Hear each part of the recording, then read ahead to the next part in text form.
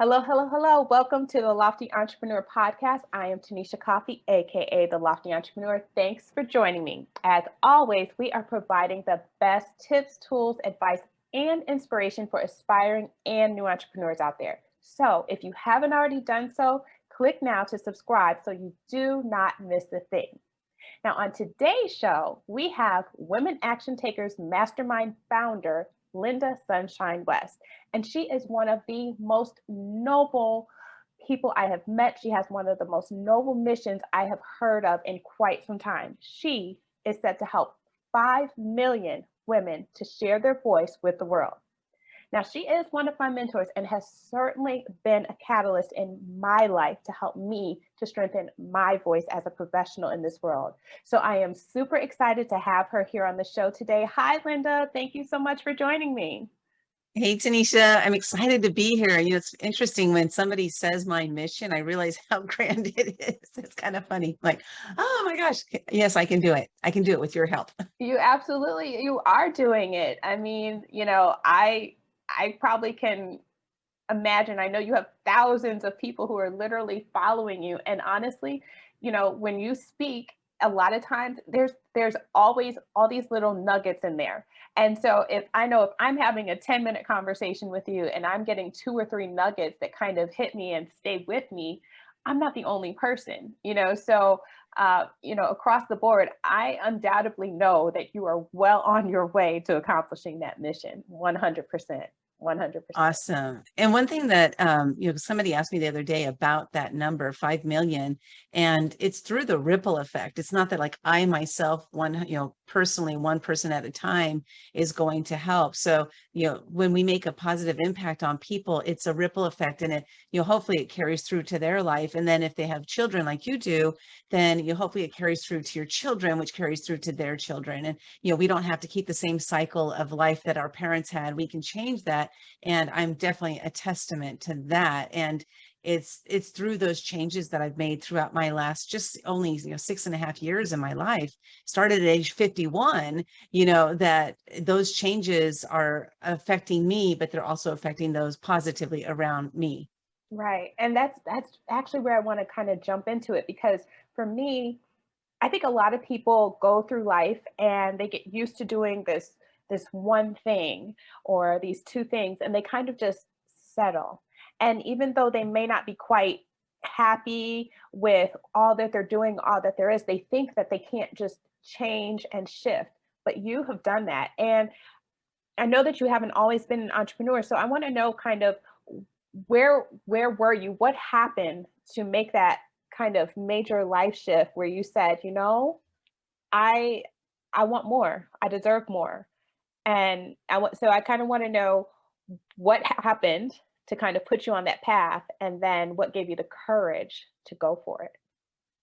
Well, I was in the corporate world for 36 years. And during those 36 years, I had 49 jobs. So obviously I wasn't really happy working at places. And by the way, I never got fired from a single job. So these were all choices that I made to leave every single job. And it was, as I look back on my life, at the time I didn't realize this, but as I look back on my life, it's because I either got bored or I felt underappreciated. And so there's somebody listening right now, if they're working a 9 to 5, they're feeling bored or underappreciated, and they might want to leave, but not want to risk leaving, and that's, I think that the thing there is that it's really about the risks that we take. And the fact that I've had 49 jobs, which means I've gone through a lot of jumping and leaving and going through different fears that I might have had. But the thing is that I never really had any fears about leaving a job, is because I was so like out of my mind at that whatever job it was, that I just couldn't stay there. I'm a kind of person who, like, I love learning and I love growing. And sometimes I would stagnate. I'd get to a job and, a couple months later, I would feel stagnant because they didn't challenge me. There was nothing about the job that challenged me. And so as an entrepreneur, I think a lot of us, we're crazy like that, right? We don't want to just settle for anything. We're always looking for something better, something better, something that I can do better was the difference here. So with entrepreneurship, what happened was I was driving to work one day. I was working for a judge in the Ninth Circuit Court of Appeals, and I was a secretary. I had been a legal secretary for 20 years. I worked at 7 law firms. And then I ended up working for this judge who happened to be the number 2 judge in the entire circuit, like the Ninth Circuit Court of Appeals.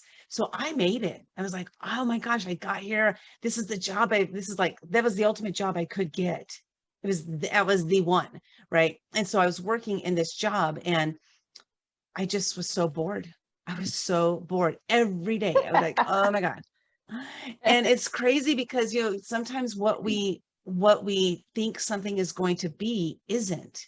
And how many times has that happened in your life where you've gotten to the point that you did something, you're like so excited about it, and then you got there and realized that this isn't all it was cracked up to be. Well, that's where I was. So I was driving to work one day, and I was just starting to ask myself, I was 51. I was asking myself that question: what's my purpose? What's the whole purpose of this entire planet? Why am I here? I don't have any reason to be here. There's no value that I have to offer. And I truly felt this about myself, that I didn't have any value. And that stems from my childhood, growing up in a very volatile, abusive, alcoholic household. My first husband was, like my dad. I married somebody like my dad who was abusive. And I carried all those first 21 years of my life with me every day. Like, it was this baggage I was carrying around. So when I was saying that to myself, like, I have no value, I have no reason to be here, I truly believed that. I look back now, I realize I did have value, but that was what I believed. It doesn't matter what the truth is. What matters is what I believe to be the truth. And I think this is something that's really important for us to realize, is that people can think things about us all the time, but what do I believe to be the truth? And I believed I had no value. I believed I was stupid. I believed I was ignorant, because that's what I had been told. And I chose to believe those people. Right. So anyway, I got to work that day, and there was a message from this lady, a random lady. I didn't know her. And it was on Facebook, and it said, I'm a life coach. I took some time off. I'm getting back into it, and I'm looking for 5 women who want to change their life. And I was like, this lady is talking to me. So I raised my hand, and I went ahead and said, you know what? I'm going to do this. I'm going to work with this life coach and see what happens. I don't know what's going to happen. So at the end of time working with her, I was like, I'm leaving my job. It was Right. kind of like that, one of those epiphanies. It led me to that point to say, I'm not doing this anymore. I'm going to try entrepreneurship. I heard I can become a millionaire in a year. So I'm going to do this. Well, that didn't happen, but I heard it. But you And but you so believed it. That was part of what helped you to not be fearful and to go ahead and take that leap. And you had gotten to that point where you said, what I'm doing is not worth it. It's not as you've told me many times, it doesn't feel good to you.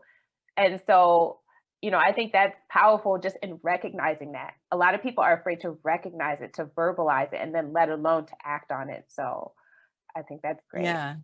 It's like the intuition, right? We have that intuition thing that sometimes feels in our gut, sometimes in our throat, and we feel something's weird, something's amiss, something's weird. And it's really time for us to look at it and listen to it and say, you know what? It's right. I need to change my focus. And I'm not telling anybody to quit their job. I'm not saying that at all. What happened was, when I quit my job, now I didn't have any retirement. I had 49 jobs. You do not build a 401k when you're jumping jobs every, 7 or 8 months. So I didn't have, it's like a pension or anything like that. But what we did have is my childhood home. And I told my husband, I was like, we're selling the house.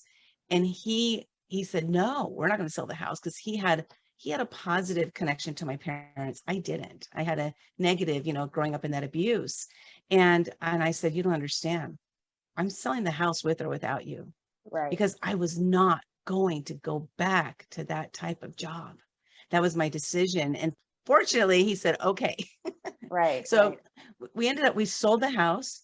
We sold it in a week, and we ended up buying a 28-foot fifth wheel trailer, and we sold 85% of our belongings.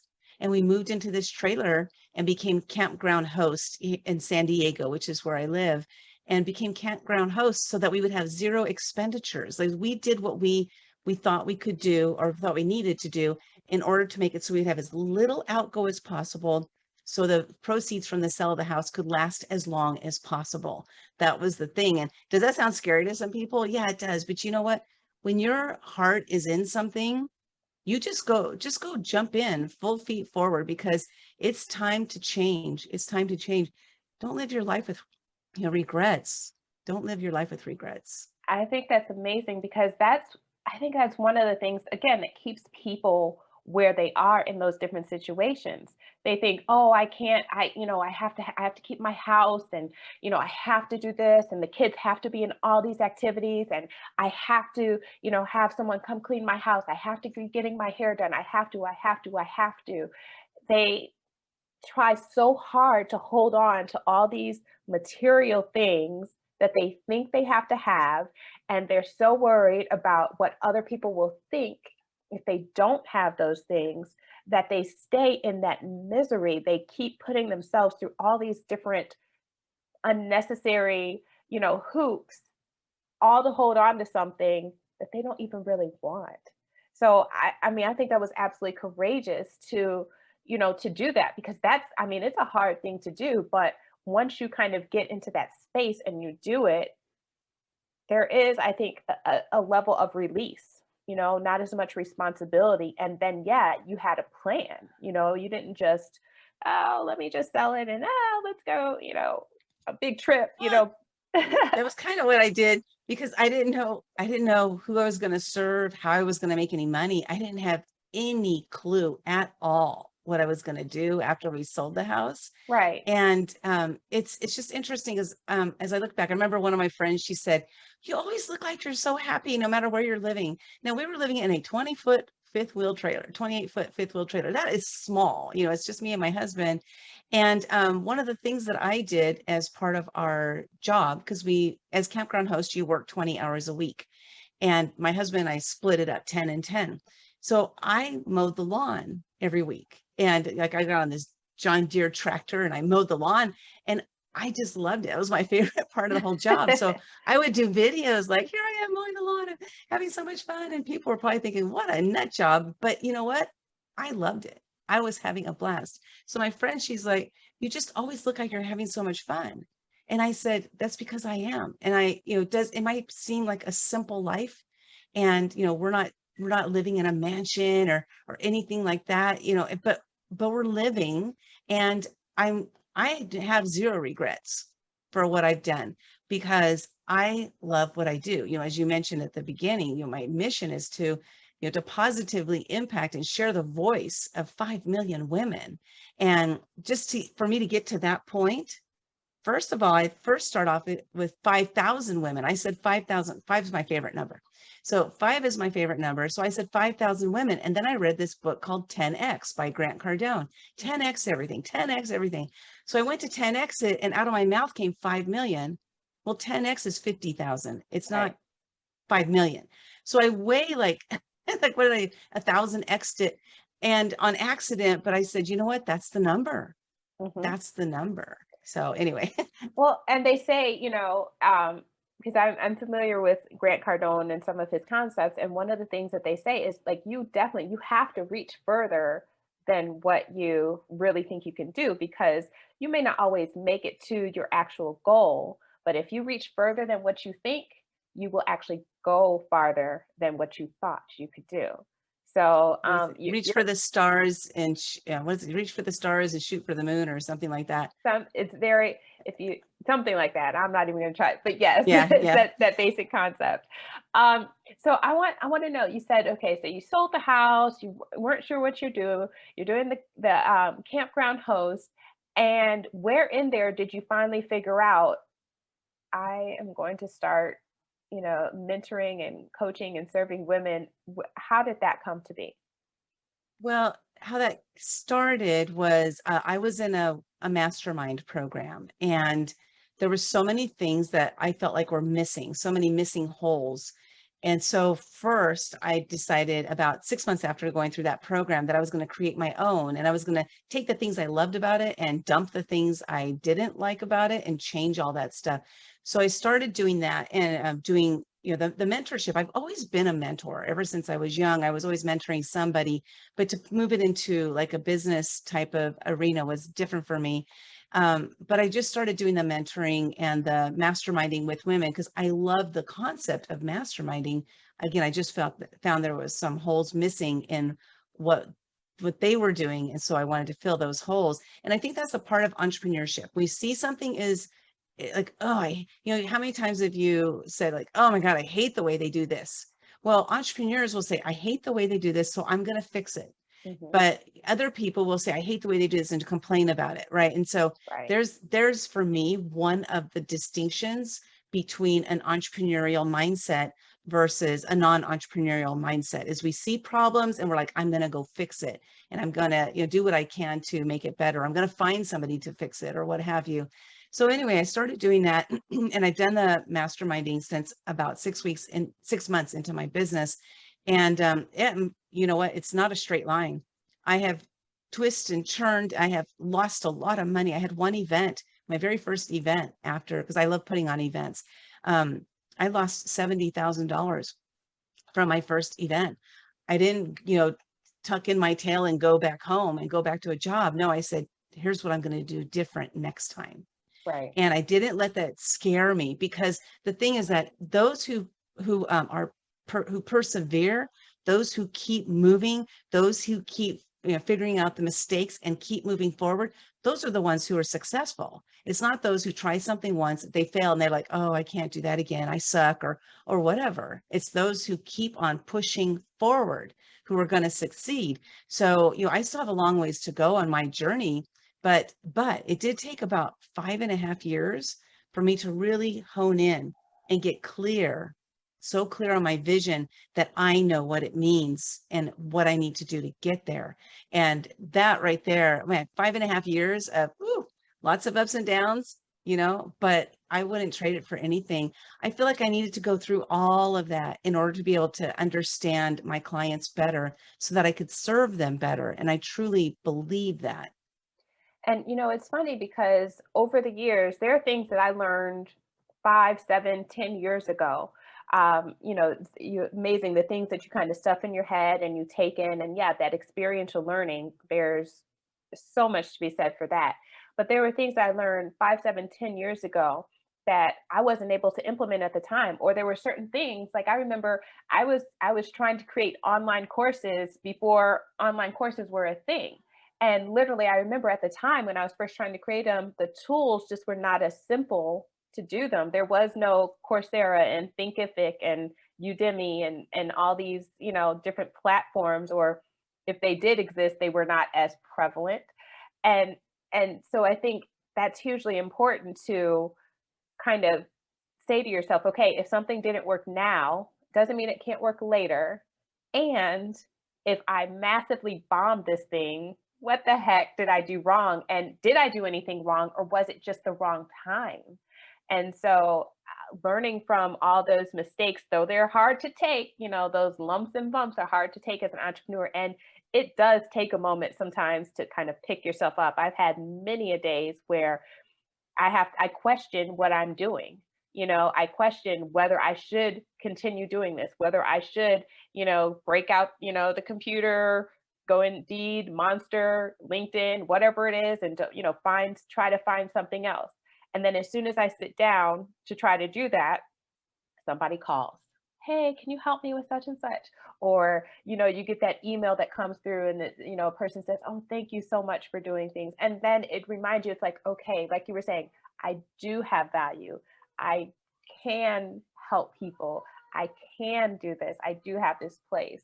And so, I mean, I think that's a huge thing to remember as an entrepreneur, as you're building your business. Because I think even the people who are far in their careers, they go through some of the same things. They get to a point where they have to decide, is what I'm doing still working, and is it what I want to be doing? And if not, how do I shift? Yeah, and I So think the important word you said there was decide. right? Because when we decide is when we make it's called like an incision. So we're cutting off something to do something else. And so if you're at that point where you're starting to doubt yourself, your entrepreneurial journey, maybe you just need to make a tweak on something. Maybe you just haven't figured out the thing that's going to make you money. But I know there's something that I do, like I'm writing collaboration books, and you're in the Fearless Entrepreneurs collaboration book.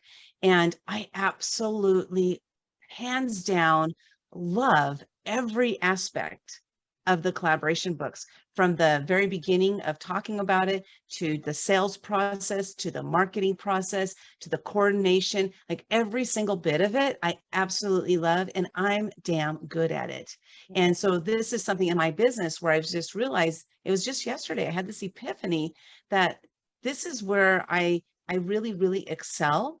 And so moving in that route, and then because I have the mastermind, is to tweak my mastermind in a way so that my mastermind is centered around writing books, your own books or being in collaboration books, but have it so that everything that I do is centered around the same thing. Now, by writing these collaboration books, this definitely helps me get me to my 5 million women that I'm positively impacting, because people are reading your story.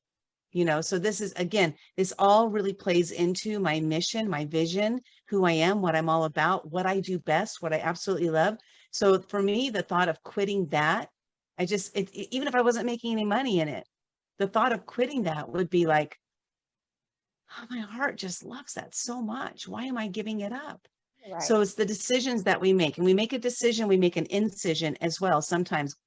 So like when I left my job, right, I made an incision to cut that job out and to move forward. And so decisions are so, so vitally important, but then we got to stick to those decisions when we know it's in our heart. It's something that we're really meant to do. And oftentimes we're not balanced enough yet on that foundation, or we have a soft foundation. So if somebody says something, they just knock us right off. So we have to really build that foundation so strong, that foundation of who we are, what we're all about, what we do, how we serve people, how we make money. It's so strong that no matter what anybody says, you can't knock me off, because no, this is what I'm doing, period. Right. So we're running short on time, but I want to get from you, I want to know, what do you tell that person? How do they go about having that belief in themselves so that when they do get knocked down, they're able to go ahead and stand back up and keep stepping forward? Yeah, that's a toughie. I spent a lot of time, energy, and effort on that. I worked with my life coach, and she was the one who started to open up my mind to see that I have value. So, can you do it yourself? Maybe. I don't know. I wasn't able to. I didn't even try to do it myself because I didn't even know where to start. But my first recommendation is to find somebody, whether it's a life coach or a business coach or what have you, but find somebody who will ask you those tough questions and then really explore the answers and figure out those answers, because deep down inside of you is the answer. You might just not have the right question being asked to answer that question. Absolutely, absolutely. Well, I want to thank you so much for joining me today, for sharing your story, and once again, excuse me, inspiring me.